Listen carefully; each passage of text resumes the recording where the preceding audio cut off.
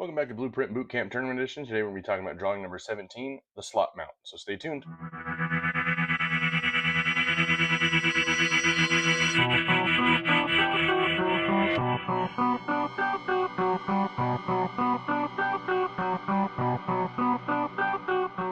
Alright, so this week we will be doing drawing number 17, the slot mount in our Blueprint Bootcamp series.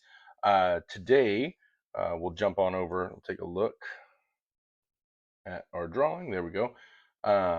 We need to draw this part right here, and it is a tier 3 part made out of 1060 aluminum alloy, and our unit system is inches, pounds, and seconds. So we'll be drawing this thing in inches. So I will not be changing my units because that's by default. So we are trying to solve this for the mass. So what is the mass of this part in x.xx pounds with a tolerance of plus or minus 0.01 pounds? The way we're going to kind of do this today, if we break this thing down, I'm going to draw this whole profile all in one sketch, and it's going to be a little slower than most. I know this is about doing things fast and kind of getting as speedy as you can be for a tournament sake, but I have a feature I want to show you guys that's a custom feature that works really well for a drawing just like this. So if we look, we'll have to draw, we're going to use our slot tool, 4 inches, make a slot that is 3 inches in diameter, and then we'll start adding all our stuff as we go. You'll see this is the reason, the way that these move that, there we go. The reason the multi-extrude custom feature we're going to use today is going to help is because we have 3 different thicknesses, I guess 4 if you count the cutout, and it's almost easier to use the same geometry but extrude it 3 different times, and so we're going to do that to show you that. So I'll have the link for this. Let me zoom out. If you want to take a screenshot, go for it, but I will have a link for this PDF in the comments or in the description. So let's jump on in Onshape and get started. All right, once we are in Onshape, we are going to get started with a sketch. So I'll select the top plane, Shift and S to start that sketch, and normalize, and P to hide those planes. First thing I'm going to do is draw a circle that is 1.25 in diameter. And then I will draw a line from that origin out to the right. We're going to say 4 inches, enter, and we're going to go back as this is still attached to save some time on that line, and we're going to say, hey, go back that direction 1 inch, and then we'll press escape. So we kind of got our basic geometry started, simple lines, simple circles. Next, we're going to come up here to the top, and we're going to click this slot tool, and if it's not there, it's because you have your offset 1 shown. So go ahead and click slot, come back on over, and we're going to select this 4-inch line, and we're going to tell it that that needs to be 3 inches. We'll accept it. Next, while we're still in, and if you take a look, we are still selected. I didn't press slot again. I'm going to select my 1-inch line with a selection window, and I'm going to make that one 1.5. And it helps if you kind of bring them over here. Well, okay. And then I'm going to do it again, but one more time of 0.75, enter. So we have our basic geometry. Next thing we're going to do is draw one more circle all the way out just to make sure we have that. And that is everything you need minus our slot on the top. But order of operations are going to allow us to do this a little quicker if we use the method I'll show you. So next step you guys would probably want to do is press Shift and E. And if we jump on over and we see how this is extruded,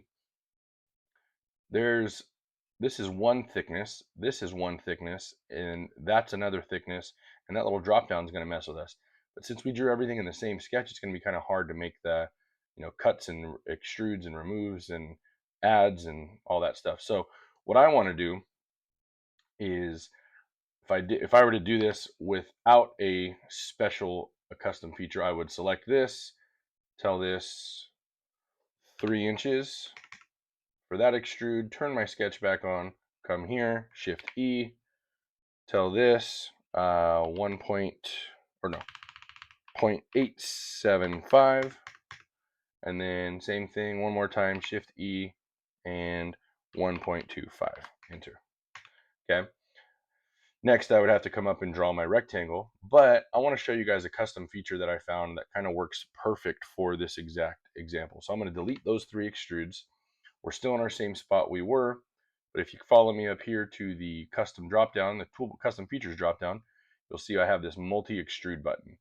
If I hover over it, it will give me, it says feature from Abby's feature and configs version 57. So I will put a link in the description on how to get that. Basically what you do is you click this add custom features button, or you open that and it'll add it to your thing. So I can show you guys how to do that.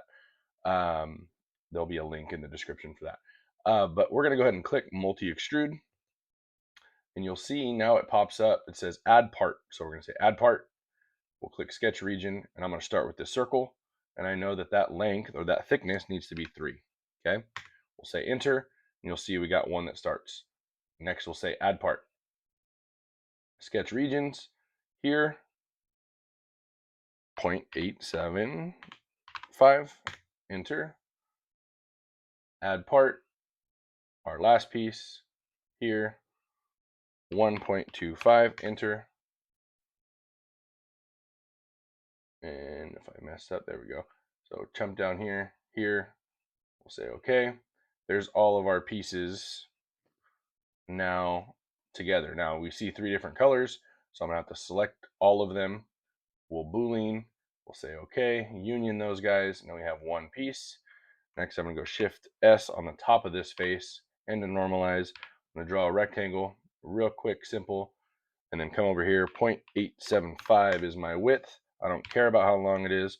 I'm gonna say Shift E, pop to remove, change that to 0.5, enter, enter, and you'll see we have our cutout just like so. So we now have our final shape. Right click on it, assign material, and this needs to be 1060 aluminum.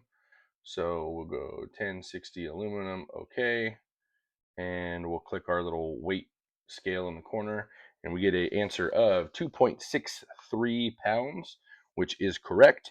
And our tolerance is plus or minus 0.01, so you can have anywhere from 0.264 all the way down to 2.62 all the way up to 2.64.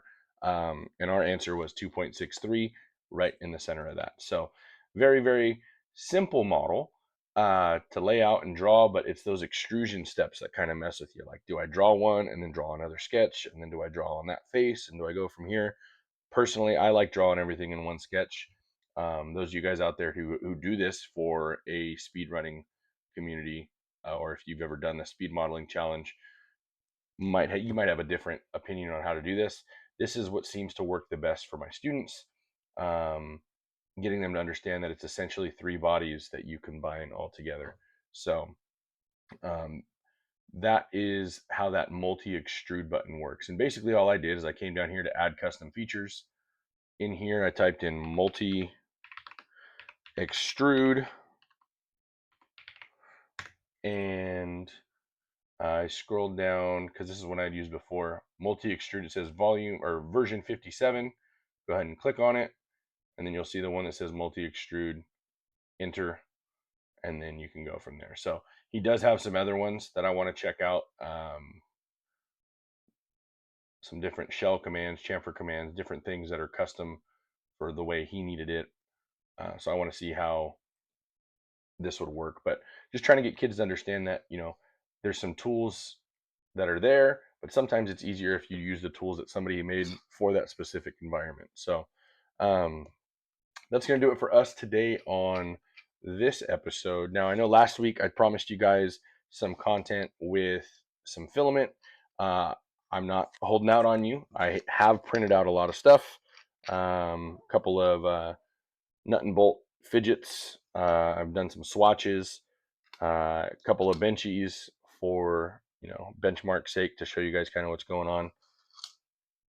I'm doing some swatches and a swatch holder for it.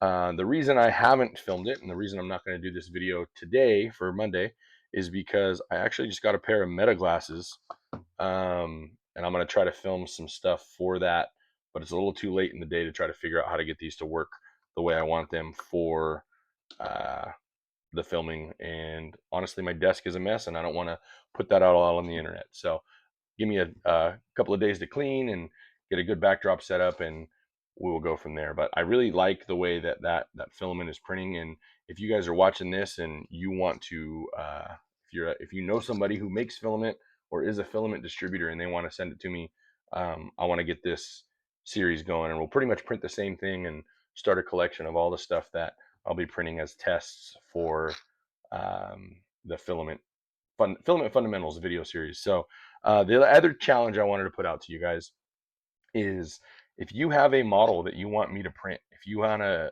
be the test of the test subject for the filament and you want me to print it every week, let me know how you think that should go. Should I offer it as like a premium if you become a member to the channel? Or I guess just for this one, first come, first serve, first one to email me and tell me that they want me to feature one of their drawings that they've made, or they've done as their my sample model. I'll print it out, and maybe I'll print a couple out and I'll send you guys some too. So uh, that's going to do it for us.